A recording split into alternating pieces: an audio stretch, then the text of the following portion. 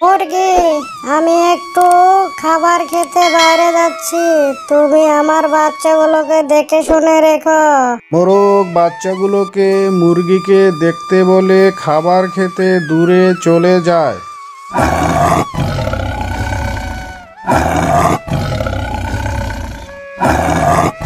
দুষ্ট বাঘ আমার বাচ্চাকে ধরে নিয়ে গেল। দুষ্ট বাঘ, তুই আমার বাচ্চাকে ছেড়ে দে, আমার বাচ্চাকে ছাড়া আমি বাঁচবো না।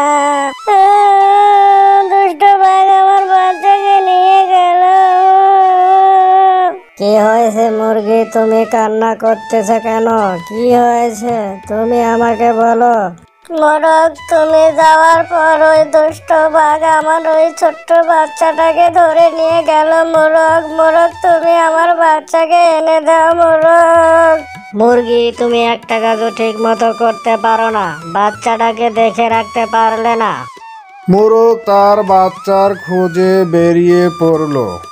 তোতা ভাই, এদিক দিয়ে কি দুষ্ট বাঘকে যেতে দেখেছেন? তোতা ভাই, ওই দুষ্ট বাঘ আমার বাচ্চাকে ধরে নিয়ে এসেছে। তোতা ভাই, যদি দেখে থাকেন তাহলে একটু বলেন। হ্যাঁ, দেখেছি। এই পথ দিয়ে একটা বাঘ মুরগির বাচ্চাকে নিয়ে গেছে। তুমি যাও, এই পথে গেলে দেখতে পাবে। তোতা পাখির কথা মতো মোরগ আবার বেরিয়ে পড়ল তার বাচ্চার খোঁজে। কুকুর ভাই, তুমি কি এই দিক দিয়ে একটা বাঘকে যেতে দেখেছো? যদি দেখে থাকো তাহলে আমাকে বলো। হ্যাঁ, দেখেছি একটা বাঘকে ওই দিকে যেতে। গুহার ওই দিকে একটা মুরগির বাচ্চাকে নিয়ে যাচ্ছে। তুমি যাও, তাহলে দেখতে পাবে। ওই যে দূরে একটা গুহা দেখা যাচ্ছে, ওখানেই দুষ্ট বাঘ এসেছে আমার বাচ্চাকে নিয়ে। যাই দেখি বাচ্চাকে ওই দুষ্ট বাঘের হাত থেকে উদ্ধার করতে পারে কিনা। শেষে মোরগ বাঘের গুহার কাছে পৌঁছে যায়। বাঘ মামা, আপনি আমার বাচ্চাটাকে ছেড়ে দেন। বাঘ মামা, অতটুকু বাচ্চা খেলে আপনার পেট ভরবে না বাঘ মামা, তাই আপনি আমার বাচ্চাটাকে দয়া করে ছেড়ে দেন বাঘ মামা। তোমার বাচ্চাকে আমি ফেরত দিতে পারি, তবে একটি শর্ত আছে। প্রতি সপ্তাহে 3টি করে পশু আমাকে এনে দিতে হবে। এভাবে 1 মাস এনে দিতে হবে। 1 মাস পরে আমি তোমার বাচ্চাকে ছেড়ে দিব। ঠিক আছে বাঘ মামা, আমি তোমার শর্তে রাজি বাঘ মামা। বাঘের শর্তে রাজি হয়ে মোরগ শিকারের খোঁজে বেরিয়ে পড়ে।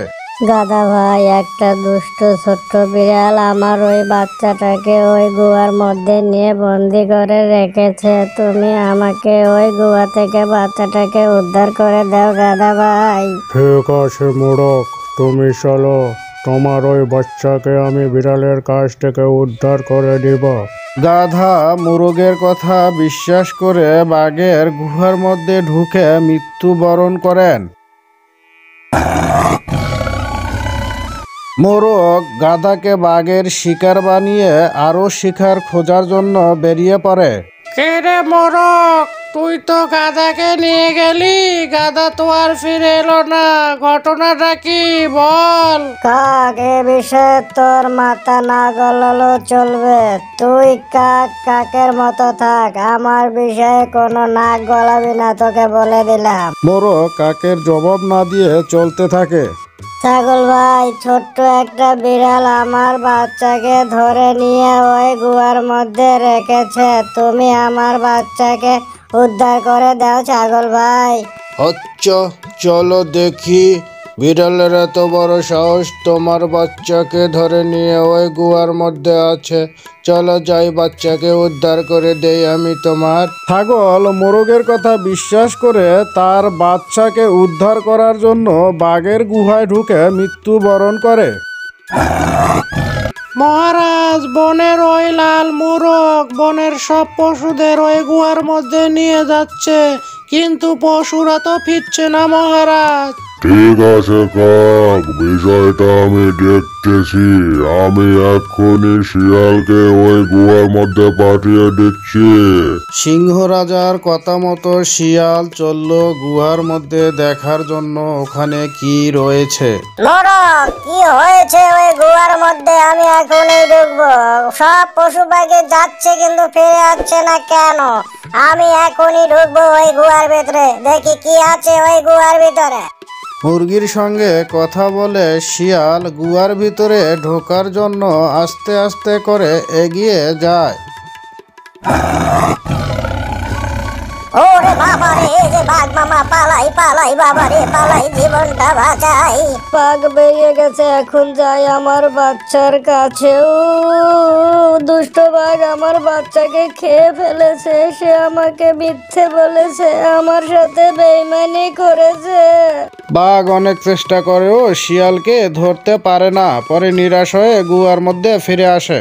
মরক, তুমি কোনো চিন্তা করো না, তুমি তোমার সন্তানের প্রতিশোধ নিতে পারবে। আমি এই শিকারটাকে বিষ মাখিয়ে দিচ্ছি, তুমি ওই দুষ্ট বাঘকে ডেকে এই বিষ মাখা পশুটা খাইয়ে দিবে, তারপরে ও চিরতরে ঘুমিয়ে পড়বে, বুঝলে? তোমাকে অনেক ধন্যবাদ শিয়াল বন্ধু, তোমার কারণে আমি আমার সন্তানের প্রতিশোধ নিতে পারতেছি বন্ধু, তোমাকে অনেক ধন্যবাদ জানাই বন্ধু।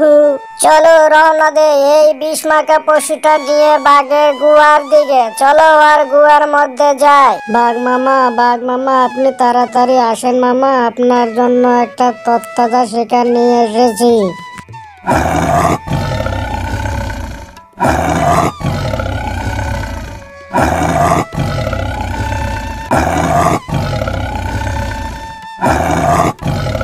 পরিশেষে বেঈমান ও দুষ্ট বাঘ বিষমাখা পশু খেয়ে তার মৃত্যু হয়।